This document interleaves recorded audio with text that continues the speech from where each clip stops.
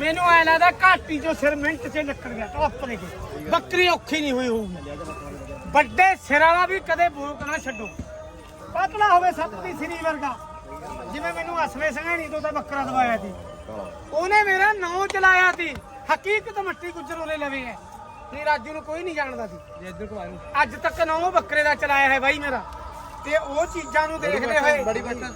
2 minute ਕਾਲੀ ਘੁਮਾ ਇਧਰੋਂ ਬੜੀ ਬੱਟ ਲੈ ਆਹ ਦੇਖੋ ਜਮਾ ਪੱਕੀ ਲੋਹੀ ਪਤਲੀ ਡਿਜ਼ਾਈਨ ਦੀ ਬੱਕਰੀ ਪਤਲੀ ਚਮੜੀ ਝੱਗ ਵਾਲੀ ਜਮਾ ਦੁੱਧ ਵਾਲੀ ਬਰੀਡ ਹੈ ਇਹ ਨਾ ਕਿ ਲਿੱਸੀ ਇਹਦੇ ਚੋਂ ਨਿਰਾ ਦੁੱਧ ਹੈ ਤਗੜੀ ਹੁੰਦੀ ਨਹੀਂ ਭਰਦੇ ਦੁੱਧ ਹੁੰਦੀ ਤਗੜੀ ਨਹੀਂ ਹੁੰਦੀ ਤਗੜੀ ਹੁੰਦੀ ਨਹੀਂ ਯਾਰ ਹੱਡ ਝੜਦਾ ਸਭ ਨੂੰ